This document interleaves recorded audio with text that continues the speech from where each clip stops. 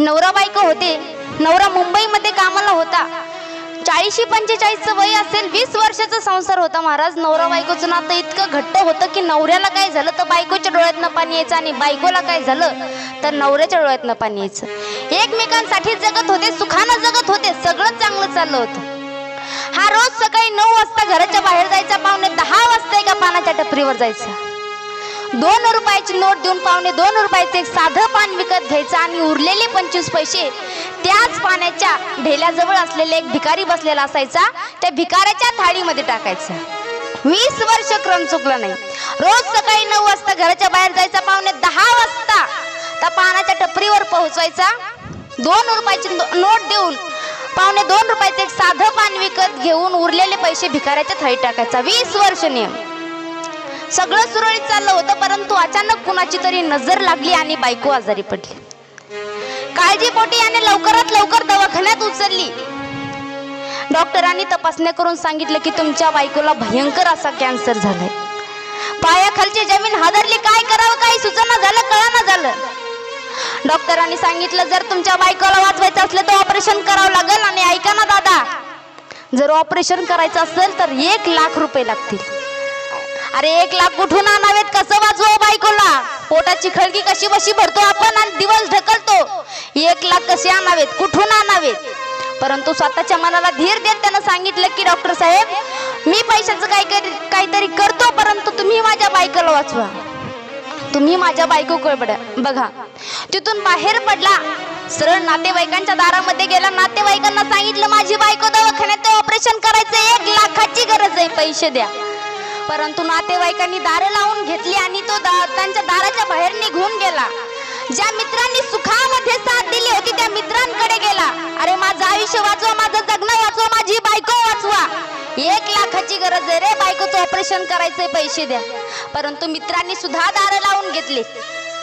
आणि त्या दिवशी त्याला या निसर्गाचा नियम कळाला की जो गरजेला पडत नाही त्याला माणूस म्हणायचं. काय करावं काही कळना झालं. अरे आयुष्यभर जी माझ्यासाठी जगत राहिली, आयुष्यभर जिनं माझा संसार तोलून पेलून धरला, आज तिच्यासाठी काय करायचंय, आज तिचं जगणं वाचवायचंय, परंतु मी नवरा असून काही करू शकत नाही. काय करू काहीच कळना झालं.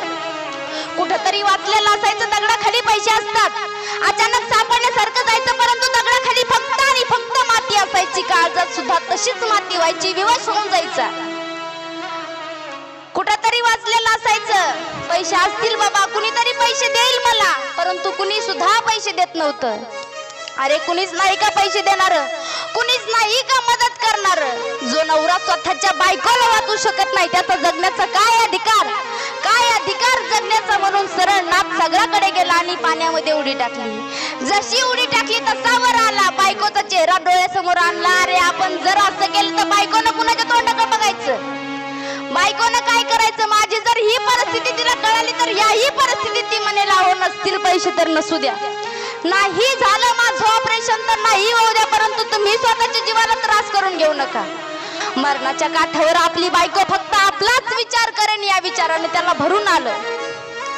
एकदा शेवटचं बघावं तरी बायकोला. याच विचाराच्या तंद्र चालत चालत निघाला. कुठून तरी आवाज आला, ओ साहेब, ओ साहेब, असा आवाज आल्याच्या नंतर मागं फिरून पाहिला आणि मागं फिरून पाहिल्याच्या नंतर ज्याला तो आवाज देत होता ना तो माणूस होता ज्या माणसाच्या ढेल्यावर हा नित्य नेमानं पान खात होता. तो माणूस याला आवाज देत होता. काय साहेब, अहो 20 वर्ष झालं तुम्ही कधी पान खायचं चुकलं नाही तर 3 दिवस झाले इकडे फिरकलं नाही का, काही चुकलं का आमचं? तसा तो डोळ्या पुसत म्हणला नाही रे, काही चुकलं नाही. बायको दवाखान्यात ऑपरेशन करायचं, 1 लाखाची गरज आहे, कसं वाचवावं तिला काही सुचत नाहीये.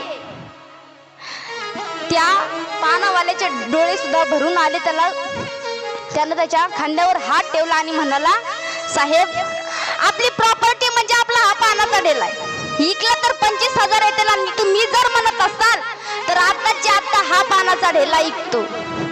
असं सांगितल्याच्या नंतर गायवरून आलं त्याला. म्हणला त्यातच आलं रे सगळं, पण ती 25,000 काय होणार रे, काय होणार 25,000, 1 लाखाची गरज आहे, 1 लाखाची गरज आहे. म्हणून तिथून निघून गेला. एकदा शेवटचं बघावं तरी बायकोला सांगावं नाही वाचू शकलो तुला, आता तुझं हे शेवटचं दर्शन म्हणून गुडघ्यात मान खाली घातली आणि रडत बसला. तेवढ्यात एक नर्स धावत धावत आली आणि म्हणाली, ओ साहेब, या कागदावरती सही करा, तुमच्या बायकोचं ऑपरेशन करायचे.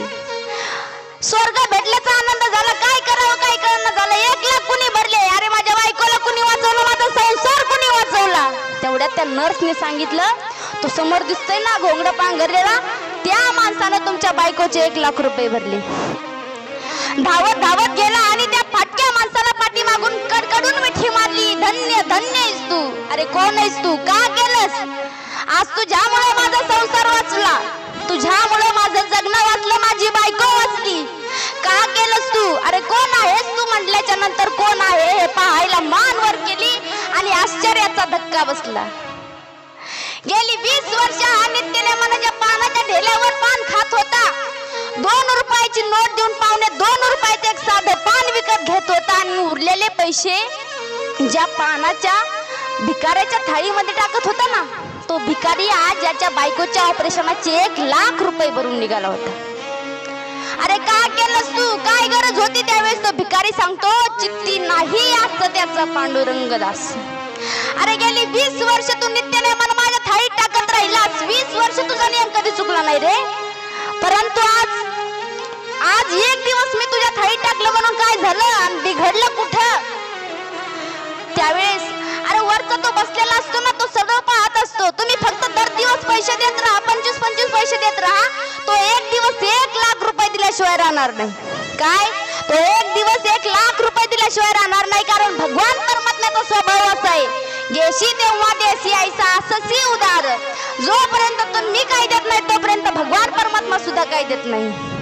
आजकाल या जगामध्ये मनानं श्रीमंत असणारी माणसं काहीच नाही, तो पैशाने श्रीमंत असणारी माणसं भरपूर आहेत. हा भिकारी मनानंही श्रीमंत होता आणि पैशानंही श्रीमंत होता. आणि जी माणसं मनानं श्रीमंत असतात ना, तीच माणसं आयुष्याची यशोगाथा पूर्ण करत असतात.